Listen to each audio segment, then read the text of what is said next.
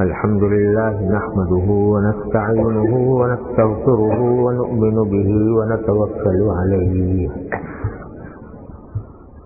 ونعوذ بالله من شرور أنفسنا ومن سيئات أعمالنا من يهده الله فلا مضل له ومن يضلله فلا هادي له وأشهد أن لا إله إلا الله وحده لا شريك له وأشهد أن سيدنا وسندنا ونبينا ومولانا محمدا عبده ورسوله صلى الله تعالى عليه وعلى آله وأصحابه وبارك وسلم تسليما كثيرا أما بعد پچھلے کئی ہفتوں کی غیرحاضری اور ناغے کے بعد آج آپ حضرات سے ملاقات کا شرف حاصل ہو رہا ہے۔ یہ پچھلے دنوں مجھے مختلف سفر پیش آتے رہے اور اس کی وجہ سے مجلس معطل رہی، لیکن اللہ تبارک و تعالیٰ کی رحمت سے امید ہے کہ انشاءاللہ وہ اس ناول کے باوجود محروم نہیں فرمائیں گے، کیونکہ حدیث میں یہ مضمون آیا ہے کہ اگر کوئی شخص کسی معمول کا عادی ہو اور کسی عذر کی وجہ سے، مثلا بیماری کی وجہ سے یا سفر کی وجہ سے وہ معمول نہ ہو پائے، تو اللہ تبارک و تعالیٰ کی رحمت سے اس کا ثواب لکھا جاتا ہے۔ تو اللہ تعالیٰ کی رحمت سے امید یہی ہے انشاءاللہ کہ محروم نہیں فرمائیں گے۔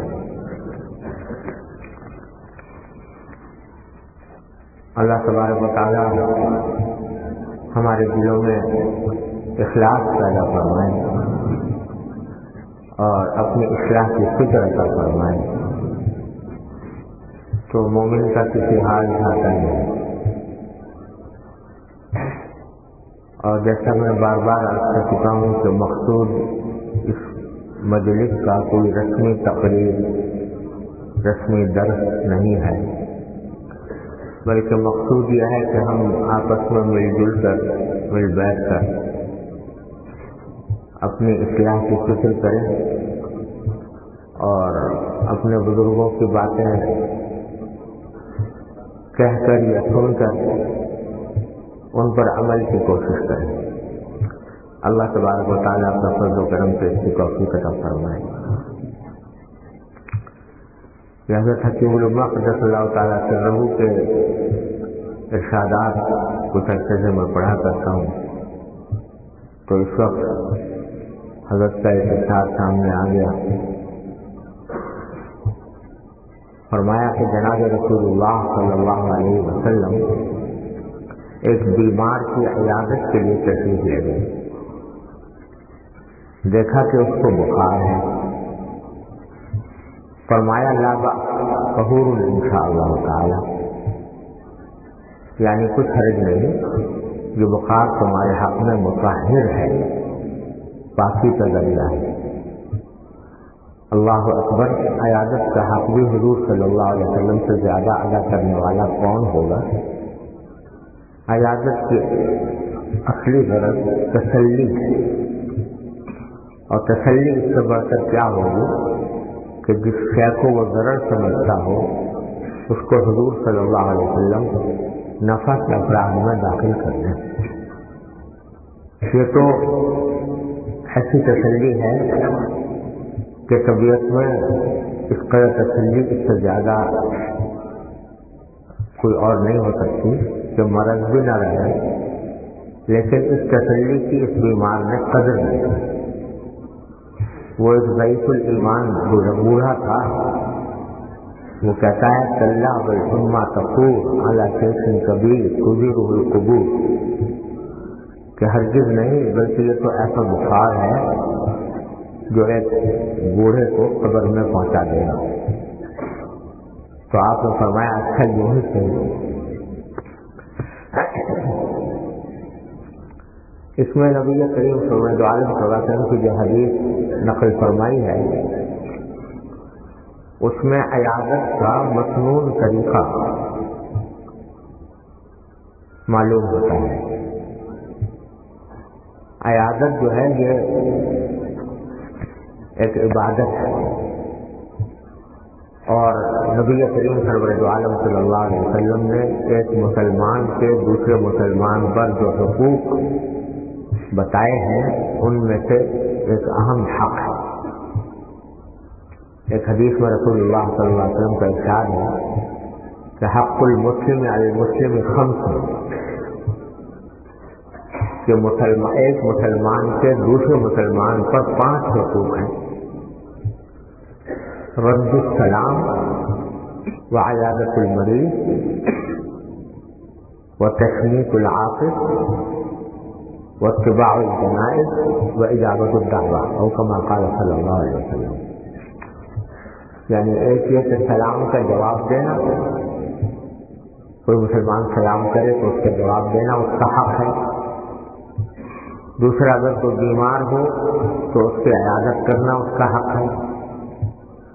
تیسرا کہ اگر کسی کو چھینک آئے تو یرحمک اللہ کہنا، یہ اس کا حق ہے۔ اگر کسی کا انتقال ہو جائے تو اس کے جنازے میں شامل ہونا، جنازے کے پیچھے جانا، یہ اس کا حق ہے۔ اور اگر کوئی شخص دعوت کرے تو اس دعوت کو قبول کرنا بھی اس کا حق ہے۔ یہ 5 حقوق نبی کریم صلی اللہ علیہ وسلم نے بیان فرمائے۔ لیکن ان 5 حقوق کے بارے میں بس بہت سی غلطیاں اور غلط فہمیاں پائی جاتی ہیں، جس سے ان کی جو عبادت والی حیثیت ہے وہ مجروح ہوتی ہے، لوگ اس کا صحیح مطلب نہیں سمجھتے، اور اس کے نتیجے میں بجائے اس کے تو فائدہ ہو، ثواب ہو، بعض اوقات الٹا گناہ ہوتا ہے، بعض اوقات اس کے نتیجے میں خرابیاں پیدا ہوتی ہیں۔ اس لیے ان کو سمجھنا بھی ضروری ہے۔ تو یہاں اس وقت عیادت کی بات آ گئی۔ عیادت یعنی کسی بیمار کی بیمار پرسی، یہ مسلمان کے حقوق میں سے ہے اور ایک بہت بڑی عبادت ہے۔ حدیث میں نبی کریم صلی اللہ علیہ وسلم کا ارشاد ہے کہ جب کوئی مسلمان کسی دوسرے مسلمان کی عیادت کے لیے جاتا ہے تو جتنی دیر عیادت کے لیے جاتا ہے وہ جنت کے باغ میں ہے، جتنی دیر وہ عیادت کر رہا ہے وہ جنت کے باغ میں ہے۔ اور ایک اور حدیث میں یہ ارشاد ہے کہ جب کوئی شخص کسی مسلمان کی عیادت کے لیے جاتا ہے تو 70,000 فرشتے اس کے حق میں دعا کرتے رہتے ہیں۔ اتنی بڑی عظیم عبادت ہے، اتنا بڑا عظیم ثواب ہے۔ لیکن پہلی بات تو یہ ہے کہ ہم میں سے کوئی بھی ایسا نہیں ہے جو کبھی نہ کبھی کسی نہ کسی بیمار کی عیادت نہ کرتا ہو، لیکن اس کو ایک رسم کے طور پر انجام دیا جاتا ہے۔ بس ایک رسم ہے کہ کوئی بیمار پڑا تو جا کر پوچھ لو۔ اس کے عبادت ہونے کا، اس کے سنت ہونے کا اور اس کے ثواب ہونے کا دل میں خیال بھی نہیں آتا، بلکہ بعض اوقات عیادت جو ہوتی ہے وہ بھی دکھاوے کے لیے ہوتی ہے، یعنی اس لیے ہوتی ہے کہ اگر میں نہ گیا، عیادت کے لیے نہ گیا تو وہ خود مجھے کتنا برا سمجھے گا، یا اس کے جو اہل و عیال ہیں، اس کے گھر والے ہیں، وہ دل میں شکوہ کریں گے کہ فلاں نہیں آیا، اس خیال سے چلیں گے۔ لیکن اس خیال سے یہ نیت لے کر کہ میں عیادت کرنے کے لیے جاؤں گا تو اللہ تبارک و تعالی راضی ہوں گے، میں عیادت کے لیے جاؤں گا تو مجھے ثواب ملے گا، 70,000 فرشتے میرے حق میں دعا کریں گے، اور میں جنت کے باغ میں رہوں گا، اللہ تبارک و تعالیٰ میرے اعمال میں ایک بڑی نیکی کا اضافہ فرمائیں گے۔ اس خیال اور اس نیت کے ساتھ بہت کم جانے کا اتفاق ہوتا ہے۔ تو پہلی بات تو یہ ہے کہ آدمی کو جب کبھی ایسا موقع ہو تو نیت اللہ تبارک و تعالیٰ کو راضی کرنے کی، ثواب حاصل کرنے کی، اور اللہ تبارک و تعالیٰ کے حضور ایک عبادت کا نذرانہ پیش کرنے کی نیت ہونی چاہیے۔ اس نیت کے ساتھ جو عبادت ہوگی اس کا لطف ہی اور ہے۔ یوں تو اللہ تبارک و تعالیٰ اپنے فضل و کرم سے کسی بھی عبادت پر جو ثواب عطا فرماتے ان کا کرم ہے، لیکن حدیث میں عبادتوں کے ساتھ نبی کریم صلی اللہ علیہ وسلم نے خاص طور پر اس کی تاکید فرمائی کہ وہ عبادتیں ثواب کی نیت سے کیا کرو۔ من صام رمضان ایمانا واحتسابا غفر له ما تقدم من ذنبه، کہ جب کوئی رمضان کے روزے رکھے ایمان کے ساتھ اور ثواب کی نیت سے تو اس کے پیچھے گناہ معاف ہو جاتے ہیں۔ تو اس میں نبی کریم صلی اللہ علیہ وسلم نے فرمایا کہ روزے کو رکھ رہے ہو ٹھیک ہے، لیکن یہ اس تصور کے ساتھ رکھو، اس نیت کے ساتھ رکھو، اس ارادے کے ساتھ رکھو کہ یہ اللہ تبارک و تعالیٰ کی بارگاہ میں عبادت کے طور پر یہ نذرانہ پیش ہو رہا ہے، اور اللہ تبارک و تعالیٰ اس کے اوپر اجر و ثواب عطا فرمائے گا۔ تو جب یہ نیت ہوگی تو اللہ تبارک و تعالیٰ اس میں اجر و ثواب بھی دیں گے اور اس کا لطف بھی اور ہوگا۔ تو اسی طرح عیادت جب کرنے کے لیے جائے کوئی شخص کسی کی، تو پہلی بات جو پہلے ہی قدم پر جس کا اہتمام کرنا چاہیے وہ یہ کہ دل میں نیت یہ کرے کہ میں نبی کریم سرور عالم صلی اللہ علیہ وسلم کی سنت پر اور ایک مسلمان کا حق ادا کرنے کے لیے اللہ تعالیٰ کی رضا کے خاطر یہ عمل کر رہا ہوں۔ پہلے تو یہ نیت کر لیں۔ اگر یہ نیت واقعی صحیح ہے تو پھر عیادت کرنے کے نتیجے میں کوئی دوسرا اس کا شکریہ ادا کرے یا نہ کرے، دوسرا اس کو مانے یا نہ مانے، ہر صورت میں انسان مطمئن ہوگا کہ میں جس مقصد کے لیے کرنے جا رہا ہوں وہ مقصد حاصل ہوگا۔ تو نیت درست کر لینا سب سے پہلی بات ہے۔ اسی لیے آتا ہے کہ حضرت امام احمد بن حنبل رحمۃ اللہ علیہ کے بارے میں کہ ان کو ایک بزرگ کے انتقال کے وقت کسی نے خبر دی کہ فلاں بزرگ کا انتقال ہو گیا ہے، چلیے جنازے میں چلیے۔ تو حضرت امام احمد بن حنبل رحمۃ اللہ علیہ نے فرمایا کہ لم تحضرنی نیہ، کہ مجھے نیت ابھی تک صحیح نہیں بنی۔ یعنی اب اگر میں جاؤں گا تو وہ اس لیے جاؤں گا کہ بھائی دیکھو یہ آدمی کہہ رہا ہے جنازے میں جانے کے لیے اور میں انکار کروں گا تو یہ کیا سوچے گا کہ جنازے میں جانے سے انکار کر رہے ہیں، اور اگر نہ گیا تو لوگ جو ہیں کیا کہیں گے کہ اتنے بڑے بزرگ کے جنازے میں شریک نہیں ہوا۔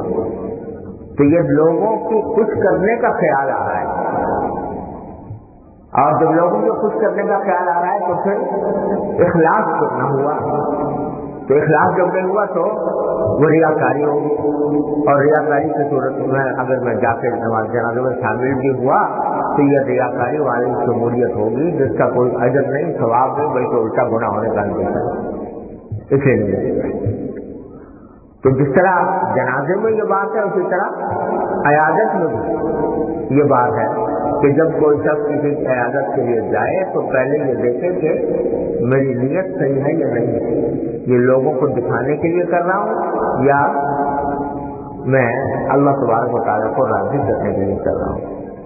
جب ایک مرتبہ نیت صحیح ہو گئی تو ایک طرف تو انشاءاللہ تعالیٰ اس کا اجر و ثواب مرتب ہوگا، اور دوسری طرف بہت سی خرابیوں کا ارتکاب ہوگا۔ کیا خرابی؟ مثلا یہ کہ جب آدمی کی نیت صحیح نہیں ہوتی، اللہ تعالیٰ کو راضی کرنے کی نہیں ہوتی، بلکہ مخلوق کو خوش کرنے کی ہوتی ہے اور مخلوق کو راضی کرنے کی ہوتی ہے، دکھاوے کی ہوتی ہے، تو اس کا سارا اہتمام اس بات پر ہوتا ہے کہ کسی طرح اس بیمار کو پتہ چل جائے کہ میں آیا تھا عیادت کرنے کے لیے، اور وہ میرا احسان مند ہو کہ ہاں یہ میری عیادت کے لیے آیا۔ نتیجہ اس کا یہ ہے کہ پہنچ گیا اور جا کر فرض کرو کہ اس کو ملاقات کا موقع نہیں ہے، ڈاکٹروں نے طبیبوں نے منع کر رکھا ہے کہ اس سے ملاقات نہیں ہونی چاہیے، اب یہ احسان کرتا ہے کہ نہیں میری ملاقات کراؤ، مجھے وہاں تک پہنچاؤ۔ وہ اس لیے کر رہا ہے کیونکہ دل میں یہ بات ہے کہ اس کو پتہ ہونا چاہیے، اور اگر اس کو پتہ نہ ہوا تو میرا مقصد بہت ہو گیا، آنے کا میرا ختم ہو گیا۔ حالانکہ اگر یہ بات ہو کہ اس کو راضی کرنا مقصود ہے، محض اسی کو خوش کرنا مقصود ہے، تو پھر بھائی یہ دیکھو کہ اس کو راحت کس چیز سے پہنچے، اور تمہارا مقصد تو اللہ تعالیٰ کو راضی کرنا تھا، وہ حاصل ہو گیا۔ اب جتانے کی کیا ضرورت ہے؟ اس کے سامنے اس کو احسان مند کرنے کی کیا ضرورت ہے؟ تو اس واسطے یہ خرابی پیدا ہو جائے اگر نیت صحیح نہ ہو۔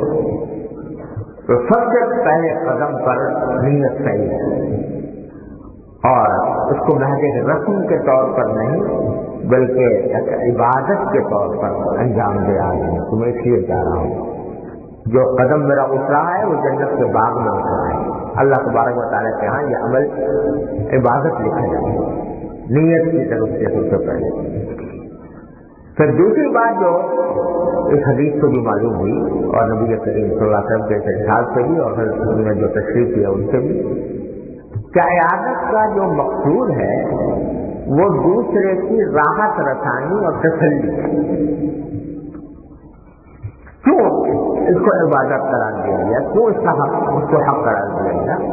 وہ اس لیے تاکہ آپ کے عیادت کرنے سے مریض کو تسلی ہو، راحت پہنچے۔ اب اگر عیادت کا کوئی ایسا طریقہ اختیار کر لیا جائے جس کے بجائے راحت سے تکلیف پہنچے تو عیادت کا مقصد ہی بہت ہوگا، وہ تو چیزیں آسانی ہوگی۔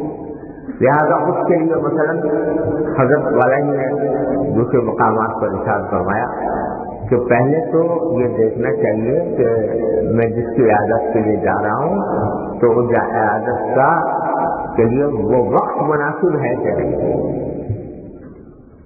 پہلے اس کی کچھ معلومات کر لے کہ کون سے وقت میں جانا بہتر ہے کہ جس سے اس کو تکلیف نہ ہو۔ فرض کرو کہ اس کے آرام کا وقت ہے، بیمار کو تو آرام کی زیادہ ضرورت ہوتی ہے، اس کے آرام کا وقت ہے اور آپ پہنچے عیادت کے لیے، اب وہ آپ کی وجہ سے اپنے آرام سے محروم ہو گیا، تو بجائے اس کے کہ وہ اس کے لیے راحت کا سبب بنتا، تسلی کا سبب بنتا، الٹا تکلیف کا سبب بنتا، تو اس کے لیے مناسب وقت ہے۔ اور اگر بالکل معلوم ہو کہ ملاقات سے تکلیف ہوگی تو ملاقات پر ہرگز اصرار نہیں کرنا چاہیے۔ تمہارا مقصد تھا اللہ تعالیٰ کو راضی کرنا، اور مجھ سے ملاقات نہیں ہوئی تب بھی تمہارا مقصود حاصل ہے الحمدللہ کہ اللہ تعالیٰ انشاءاللہ عیادت کا ثواب تمہیں عطا فرما دیں گے۔ اصرار کرنا کہ ضرور مجھے دکھاؤ، ضرور مجھے وہاں تک پہنچاؤ، یہ عیادت کے شرائط اور آداب کے خلاف۔ اسی طرح یہ بھی حدیث میں نبی کریم صلی اللہ علیہ وسلم نے ارشاد فرمایا کہ من عاد منکم فلیخفف،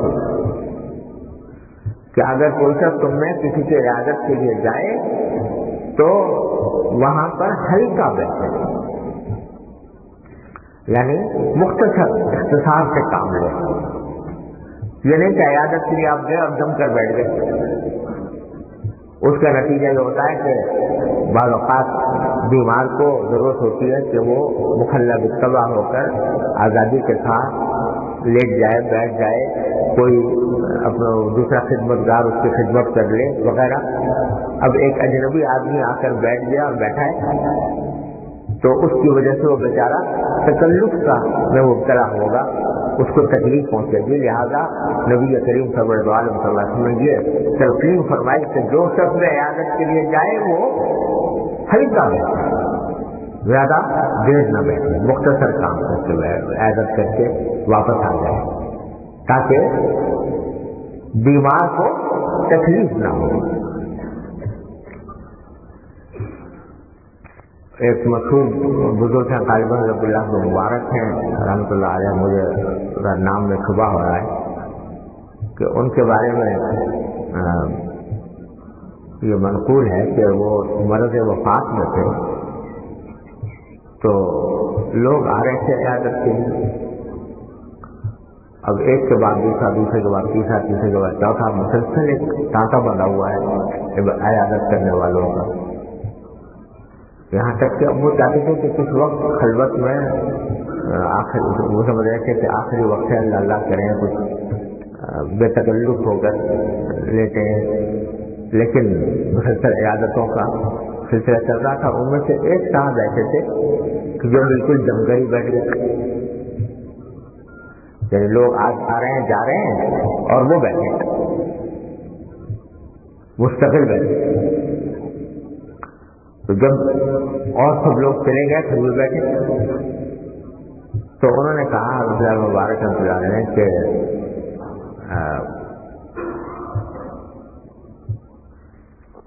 مبارک بھائی یہ تو لوگ جو آ جا رہے ہیں ان بیماری تو الگ الگ ہے، پھر آنے جانے والوں نے، عیادت کرنے والوں نے بھی ایک مسلسل ٹانکا باندھا ہوا ہے، جس کی وجہ سے دوسرا مسئلہ کھڑا ہو گیا ہے کہ میں کسی طریقے سے ان سے فارغ ہی نہیں ہو پا رہا عیادت کرنے والوں. تو عبداللہ مبارک نے فرمایا، وہ صاحب جو بیٹھے ہوئے تھے انہوں نے کہا کہ حضرت اگر آپ فرمائیں تو میں دروازہ بند کر دوں، دروازہ بند کر دوں تاکہ لوگ آنے جانے والے ختم ہو جائیں. تو عبداللہ مبارک نے فرمایا کہ ہاں بند تو کر دو مگر باہر سے جا کر باہر سے جا کر بند کرو. تو یہ فرمایا تو اللہ کا بندہ پھر بھی نہیں سمجھا. تو اس نے پھر کہا کہ حضرت میرے لیے کچھ دعا کرنا. تو دعا یہ کہا کہ اچھا بھائی میں دعا کرتا ہوں کہ اللہ تعالیٰ تمہیں عیادت کے آداب سکھا دے، تمہارے کرسی کے آداب تمہیں سکھا دے، یہ دعا کرتا ہوں. تو ایسی بے فہمی یعنی بے سمجھی کے ساتھ، ناسمجھی کے ساتھ عیادت کرنا یہ الٹا تکلیف پہنچانا ہے.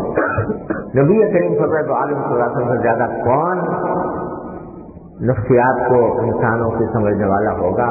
آپ نے اصول بتا دیا، من عاد منکم فلیخفف، جو عیادت کرنے جائے تو وہ تخفیف سے کام لے، یعنی تھوڑی مختصر سے کام لے تاکہ اس کو فارغ کر دیا جائے.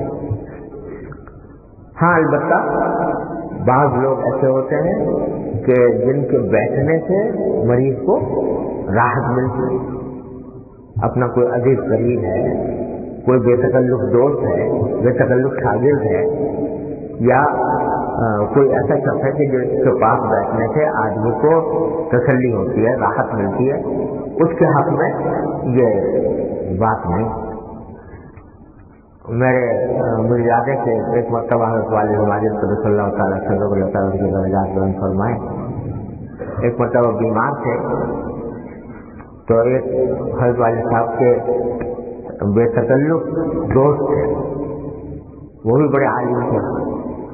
وہ تشریف لائے عیادت کے لیے، اور بس مختصر سے عیادت کر کے جانے لگے.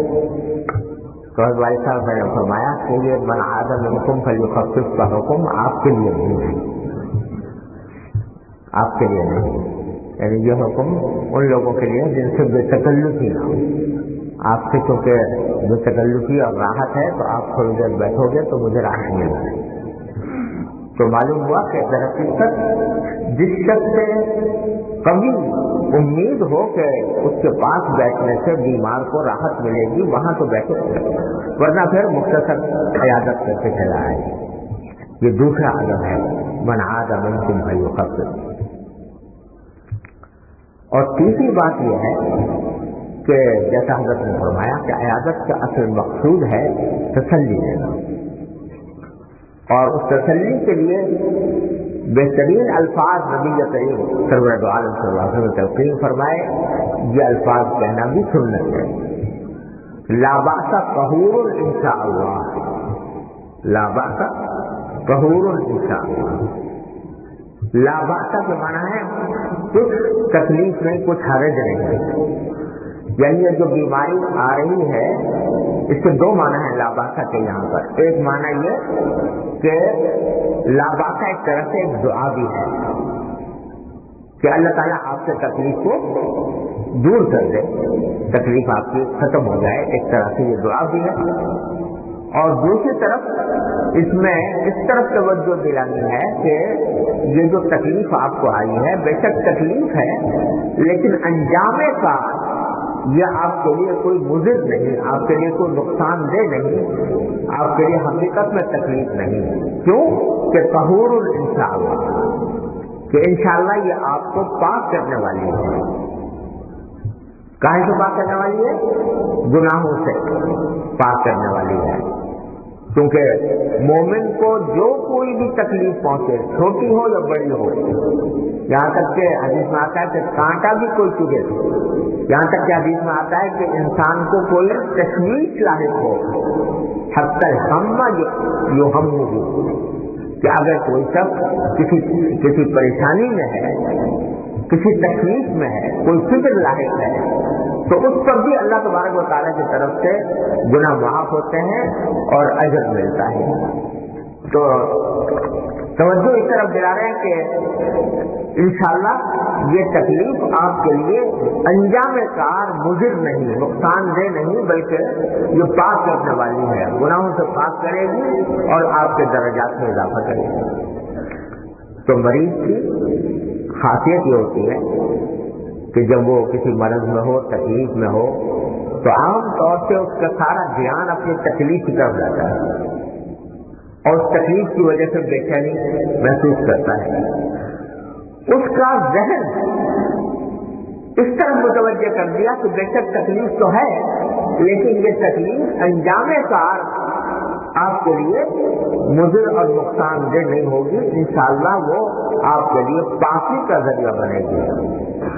تو اس میں دعا بھی ہے اور مریض کی تسلی کا سامان بھی ہے، اور اس میں اس حقیقت کا اظہار بھی ہے کہ جتنی تکلیفیں کہیں دنیا میں کسی کو پہنچتی ہیں، اور کوئی ایسا نہیں ہے دنیا میں جس کو کبھی نہ کبھی کوئی نہ کوئی تکلیف نہ پہنچتی ہو، جتنی تکلیفیں پہنچتی ہیں وہ معال کے اعتبار سے، انجام کے اعتبار سے ایک مومن کے لیے خیر ہو.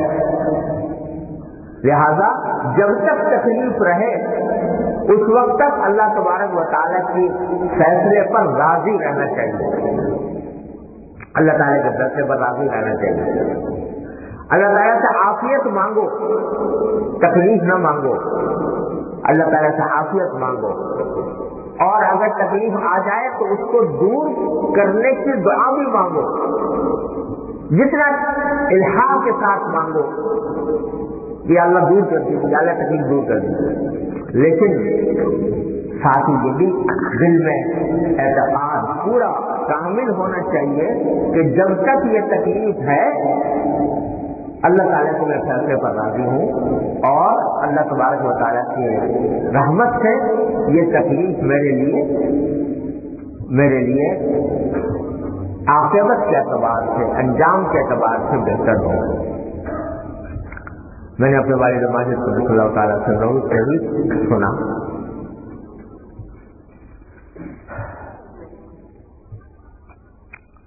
اپنے والد ماجد رحمۃ اللہ علیہ کے بارے میں یہ جملہ میں نے براہ راست نہیں سنا تھا، لیکن ایک حضرت والد صاحب علیہ کے بہت ہی قریبی متقدین میں سے تھے، الحمدللہ، ان کے واسطے سے سنا کہ ایک مرتبہ بڑے شدید تکلیف میں مبتلا تھے اور ایسی سخت بیماری میں تھے کہ والدین یہ کہتے تھے کہ انہیں کا حوصلہ ہے کہ اس کو برداشت کرنا ہے، اتنی شدید تکلیف۔ تو اس موقع پر ایک مرتبہ یہ نکلا، یا اللہ مجھ پر فضل فرما، یا اللہ مجھ پر فضل فرما، یہ جملہ منہ سے نکلا۔ پھر امان فرمایا کہ یہ میں نے کیا کہہ دیا کہ اللہ مجھ پر فضل فرما۔ اس کا مطلب تو یہ ہوا کہ گویا اس وقت مجھ پر فضل نہیں ہو رہا جو میں مانگ رہا ہوں کہ فضل، حالانکہ اللہ تعالیٰ کا فضل تو ہر وقت، اللہ تعالیٰ کی نعمتوں میں تو ہر وقت ہے ہم، اور یہ ایک غلط تکلیف بھی اللہ تعالیٰ کی طرف سے جو آتی ہے وہ بھی ایک نعمت ہی ہے، لیکن ہم کمزور ہیں، اس واسطے اس کا تحمل نہیں کر پا رہے ہیں۔ تو پھر الفاظ بدل کر دعا یوں کی کہ یا اللہ اس بیماری کی نعمت کو عافیت کی نعمت سے تبدیل فرما دیجیے، اس بیماری کی نعمت کو عافیت کی نعمت سے تبدیل فرما دیجیے۔ یعنی ہے تو حقیقت میں یہ بیماری بھی نعمت ہے، کیونکہ اللہ تبارک و تعالیٰ کسی مومن کو جو بیماری عطا فرماتے ہیں یا تکلیف عطا فرماتے ہیں تو وہ بھی اس آدمی کے ساتھ خیر خواہی کی بنا پر عطا فرماتے ہیں، جس کی تفصیل ایک حدیث میں اس طرح آتی ہے کہ نبی کریم صلی اللہ علیہ وسلم نے ارشاد فرمایا کہ بعض اوقات اللہ تبارک و تعالیٰ کسی اپنے بندے کو کسی خاص درجے تک پہنچانا چاہتے ہیں، آخرت کے کسی اعلیٰ درجے تک پہنچانا چاہتے ہیں، لیکن اس کے اعمال اس درجے کے مطابق نہیں ہوتے، تو اللہ تعالیٰ بعض اوقات اس کے اوپر کوئی آزمائش ڈال دیتے ہیں، اس کے جسم کے اندر یا اس کی اولاد کے اندر یا اس کے مال کے اندر کوئی آزمائش ایسے ڈال دیتے ہیں جس کے نتیجے میں وہ تکلیف میں آتا ہے، اور اس تکلیف پر اللہ اس کو صبر بھی عطا فرماتے ہیں۔ اس کے نتیجے میں جو درجات میں کمی رہ گئی تھی اعمال کی وجہ سے، درجات میں جو کمی رہ گئی تھی وہ اس سے کہیں اوپر تک پہنچ جاتا ہے۔ انسان کو نہیں پتا ہوتا کہ میرے ساتھ یہ کیا معاملہ ہو رہا ہے، کس طرح مجھے ان اعلیٰ درجات تک پہنچایا جا رہا ہے، اور انسان اس کو اپنے لیے برا سمجھتا ہے، لیکن حقیقت میں وہ اللہ تبارک و تعالیٰ کی طرف سے ایک عظیم رحمت ہوتی ہے۔ تو کوئی بھی تکلیف ہو وہ معال کار اور انجام کے اعتبار سے ایک مومن کے لیے فائدہ مند ہے۔ حدیث میں آتا ہے کہ جب اللہ تبارک و تعالیٰ آخرت میں صبر کرنے والوں کو اجر عطا فرمائیں گے اور جنت کے اعلیٰ ترین درجات ان کو حاصل ہوں گے، تو دوسرے لوگ تمنا کریں گے کہ کاش دنیا میں ہماری کھالوں کو کینچیوں سے کاٹا گیا ہوتا، یعنی دنیا میں ہمیں تکلیفیں پہنچتی اور ان تکلیفوں کے اوپر ہم صبر کرتے اور اس صبر کے نتیجے میں ہمیں بھی یہ اعزاز حاصل ہوتا اور یہ درجات ہمارے بلند ہوتے۔ تو حقیقت میں انسان تو بیچارہ ظاہری تکلیف کو دیکھتا ہے، اس کی وجہ سے پریشان ہوتا ہے، اس کی وجہ سے اس کو رنج ہوتا ہے کہ میں تکلیف میں ہوں، لیکن حقیقت میں وہ اللہ تبارک و تعالیٰ کی طرف سے وہ بھی ایک نعمت ہوتی ہے۔ اسی لیے حضرت والد صاحب صلی اللہ تعالیٰ وسلم نے یہ دعا فرمائی کہ یا اللہ اس بیماری کی نعمت کو عافیت کی نعمت سے تبدیل فرما دیجیے۔ کیوں؟ کہ ہے تو یہ بھی نعمت، لیکن چونکہ ہم کمزور ہیں، ضعیف ہیں، ناتوان ہیں اور اس نعمت کا تحمل نہیں کر پا رہے، اس واسطے اللہ اس کو عافیت کی نعمت سے تبدیل فرما دے۔ تو جب تک کوئی تکلیف ہے تو چاہے اس کا کہ جتنی دعا مانگو اس کو ظاہر کرنے کی تدبیر بھی کرو، علاج بھی کرو، اچھے سے اچھا علاج بھی کرو اور اللہ تعالیٰ سے خوب اس کو دور ہونے کی دعا بھی مانگو، لیکن ساتھ ہی یہ بات بھی ذہن نشین رہنی چاہیے کہ یہ جو کچھ اللہ تعالیٰ نے مجھے تکلیف دی ہے یہ اللہ تبارک و تعالیٰ کا یہ فضل و کرم ہی ہے، اللہ تعالیٰ کو فضل و کرم ہی کا ایک عنوان ہے اور اس سے مجھے آخرت کے اعتبار سے مجھے فائدہ پہنچ رہا ہے۔ اسی طرف ذہن کو منتقل کرنے کے لیے نبی کریم صلی اللہ علیہ وسلم نے یہ الفاظ تجویز فرمایا کہ لا باس طہور انشاءاللہ، لا باس طہور انشاءاللہ۔ یہ پہلا جملہ ہے کہ جب کسی کی بیماری کی خبر سنو یا کسی کو بیمار دیکھو تو پہلا جملہ یہ کہنا چاہیے۔ افسوس ہے کہ ہمارے ہاں رواج ختم ہو گیا، اس سنت پر عمل کرنے کا رواج ختم ہو گیا، یعنی بیمار کرسی کے لیے جب جائیں گے تو اس سے حالات بھی پوچھیں گے، اس سے پوچھیں گے کس کا علاج ہو رہا ہے، کتنا فائدہ ہوا کتنا نہیں ہوا وغیرہ وغیرہ، لیکن جو مسنون الفاظ ہیں وہ کہنے کا رواج نہیں رہا ہمارے معاشرے میں۔ اب مختصر سا جملہ ہے، کوئی اتنا لمبا چوڑا جملہ نہیں جس کو یاد کرنے میں دشواری ہے۔ لا باس طہور انشاءاللہ، انشاءاللہ تو ہر آدمی جانتا ہے، تو دو ہی لفظ رہ جائے، لا باس اور طہور، لا باس طہور انشاءاللہ۔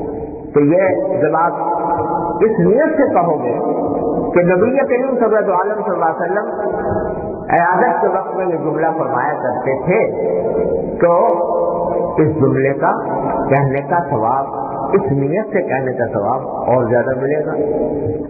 اگر یہ جملہ نہیں کہو گے تب بھی عیادت کا ثواب تو انشاءاللہ ملے گا اگر نیت صحیح ہے تو، لیکن یہ جملہ بھی کہہ دو گے لا باس طہور انشاءاللہ تو دوسرا ثواب نبی کریم سرور عالم صلی اللہ علیہ وسلم کی سنت پر عمل کرنے کا ہوا کہ حضور کی سنت کی تعمیر ملے گا، اور ساتھ میں اس میں دعا بھی ہے، دعا کنہا ہے اور اس دعا کے کبھی امید ہے انشاءاللہ ثواب ملے گا اللہ تعالیٰ کی طرف سے۔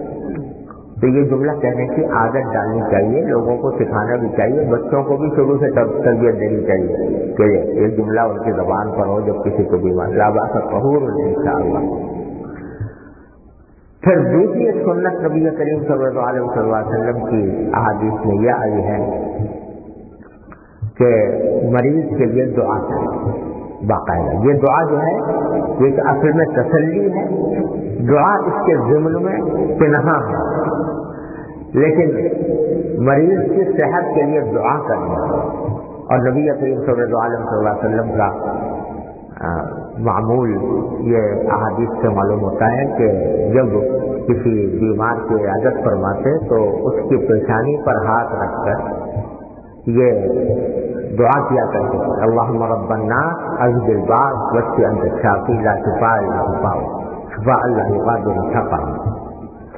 اللہم رب الناس اذهب الباس، اے اللہ تمام انسانوں کے پروردگار، اذهب الباس، یہ تکلیف جس کو ہے اس کو دور کر دیجیے، واشفی اور ان کو شفا دے دیجیے، انت شافی، آپ ہی شفا دینے والے ہیں، لا شفاء الا شفاؤک، آپ کے سوا کوئی بھی شفا نہیں دے سکتا، آپ کی شفا کے علاوہ کسی کی بھی شفا کارآمد نہیں ہو سکتی۔ شفاء لا یغادر سقما، ایسی شفا دے دیجیے کہ جس کے بعد کوئی بیماری باقی نہ رہے۔ اتنی بڑی اتنی زبردست دعا، اللہم رب الناس اذهب الباس واشف انت الشافی لا شفاء الا شفاؤک شفاء لا یغادر سقما۔ یہ جملہ بھی یاد کر لینا چاہیے کیونکہ یہ نبی کریم صلی اللہ علیہ وسلم کی دعا ہے اور نبی کریم صلی اللہ علیہ وسلم کے الفاظ میں بھی جو تاثیر ہے وہ کسی اور کے لفظ میں نہیں ہو سکتی. آپ ویسے دعا کریں، ویسے ہی دعا کریں یا اللہ تجھے کر دے گی یا اللہ تجھے کہہ دے گی، بے شک یہ بھی دعا ہے اور اللہ تعالیٰ کی رحمت سے امید ہے کہ انشاءاللہ قبول بھی ہوگی. لیکن جب نبی کریم صلی اللہ علیہ وسلم کے الفاظ میں دعا دی جائے گی تو اس میں سنت کا اتباع کا بھی ثواب اور نبی کریم صلی اللہ علیہ وسلم کے الفاظ کی جو برکات ہیں انشاءاللہ وہ بھی حاصل ہوگی. یہاں تک کہ اس کو بعض حضرات نے اس دعا کو رقیہ بھی کہا ہے، یعنی یہ ایک طرح کی جھاڑ ہے، جھاڑ بیماری کی جھاڑ ہے کہ اس کے پیشانی پر ہاتھ رکھ کر اور یہ دعا مانگے اللہم ربنا فضل الباق اس کے انتشافی لاحب علیہ پاؤ اس کو اللہ کا درست حق. اور ایک حدیث میں رسول کریم صلی اللہ علیہ وسلم کا ارشاد ہے کہ اگر کوئی شخص یہ دعا کرے کہ اسأل اللہ العظیم رب العرش العظیم ان یشفیہ، یہ 11 مرتبہ کہہ کر دعا کرے تو موت کے سوا ہر بیماری کی شفا ہے. حدیث میں نبی کریم صلی اللہ علیہ وسلم یہ ارشاد فرمایا. تو جو مسنون دعائیں ہیں کسی بیمار کی صحت یابی کے لیے وہ ہر مسلمان کو یاد کرنی چاہیے. نبی کریم صلی اللہ علیہ وسلم کی سنت پر عمل کرنے کی نیت سے یہ دعائیں مانگنی چاہیے. یہ دوسرا حق ہے اس کا، بیمار کا، تو اس کے حق میں دعا کی جائے. اور پھر اگر آدمی بے تکلف نہیں ہے تو بس اس پر اکتفا کرے اور اکتفا کر کے جلدی سے جلدی واپس آ جائے. یہ ہے عیادت کا مسنون طریقہ. اور اللہ تبارک و تعالیٰ اس کی برکت سے امید ہے کہ انشاءاللہ تعالیٰ جب کسی بیمار کی عیادت کی جائے گی تو اس کو تسلی بھی ہوگی اور انشاءاللہ شفا بھی حاصل ہوگی. وہ شفا تو اللہ تبارک و تعالیٰ کے سوا کوئی دینے والا نہیں. تو اس میں ایک طرف دعا بھی ہو گئی اور ساتھ ساتھ اس کو اس بات کی تسلی بھی دے دی گئی کہ جب تک یہ دعا، جب تک کہ بیماری ہے اس وقت تک تم اس کو اپنے لیے عذاب نہ سمجھو، اس کو اپنے لیے رحمت سمجھو کہ اللہ تبارک و تعالیٰ تمہارے درجات میں ترقی فرما رہے ہیں، درجات میں اضافہ فرما رہے ہیں. تو یہ ہے ایک مومن کی عیادت کا طریقہ اور جو نبی کریم صلی اللہ علیہ وسلم نے سکھایا.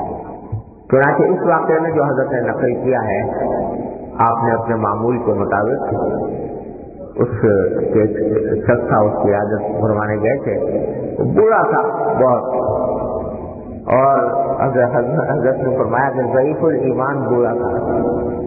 تو اس کو جا کر یہ الفاظ کہیں کہ لا باس طہور انشاءاللہ، کہ انشاءاللہ تمہیں کوئی نقصان نہیں اور یہ تمہارے لیے پاکی کا ذریعہ بنے گا، گناہوں سے پاک ہو جاؤ گے، اللہ تعالیٰ اس کے ہاں انشاءاللہ تمہارے درجات بلند ہوں گے. یہ تسلی کا جملہ فرمایا. وہ اللہ کا بندہ بہت سخت بخار میں تھا، شدید بخار تھا اور اس نے اس تسلی کی قدر رکھی، نبی کریم صلی اللہ علیہ وسلم کی تسلی. یہ عربی قسم کے ایک آدمی تھا، کوئی دیہاتی، تو وہ بیچارے تہذیب شائستگی اور ان چیزوں سے بعض اوقات عاری ہوتے تھے. تو انہوں نے جواب میں الٹا یہ کہا کہ کلا، پہلے تو کہا کہ نہیں آپ تو کہہ رہے ہیں کہ یہ جو ہے لاباس کوئی حرج نہیں ہے اور کوئی یہ پاکی کا ذریعہ، کلا نہیں یہ ایسا نہیں ہے، بل ثم طہور، بلکہ یہ تو ایک بخار ہے جو ابل رہا ہے میرے اوپر، اس نے مجھے ابالا ہوا ہے. اللہ شیخ کبیر، ایک بڑے بوڑھے کے اوپر بخار چڑھ گیا ہے، تجیرہ القبور، جو اس کو قبر تک ہی پہنچا کے چھوڑے گا. تو ایسا بخار ہے. تو جو رسول کریم صلی اللہ علیہ وسلم کی اس تسلی کے جواب میں اس نے قدر نہ پہچانی اور یہ کہا کہ آخرکار یہ مجھے قبر تک لے جائے گا. تو آپ نے فرمایا فنعم اذن، اچھا بس یہی صحیح جو تم کہہ رہے ہو وہی صحیح. تو اس طرح کہہ کے آپ اس سے چلے آئے. پھر پتہ نہیں کیا اس کا کیا بنا کیا نہیں بنا. لیکن یہ جملہ جو ہے اس نے کہہ دیا اپنے بخار کی شدت کی حالت میں، عربی تھا یعنی دیہاتی آدمی تھا، تہذیب شائستگی کے جو انداز ہوتے ہیں ان سے باخبر نہیں تھا، تو کہہ دیا اللہ تعالیٰ مغفرت کرے اس کی. لیکن یہ حضور نے اس کے جواب میں پھر یہ فرمایا کہ پناہ ہو گئے. اچھا پر جیسا تم کہہ رہے ہو ویسے کوئی جیسا تم کہہ رہے ہو اسی طرح سے کون سا قبر سمجھو اسی بخار کہیں گے. تو یہ تو خیر ایک اتفاقی واقعہ تھا، لیکن نبی کریم سرور عالم صلی اللہ علیہ وسلم کا معمول اس سے معلوم ہوا کہ عیادت کا یہ ہے. اللہ تبارک و تعالیٰ اپنے فضل و کرم سے، اپنے رحمت سے اس عبادت کو خالص اللہ تعالیٰ کی رضا کی خاطر اس کے صحیح آداب کے ساتھ ہمیں بجا لانے کی توفیق عطا فرمائے.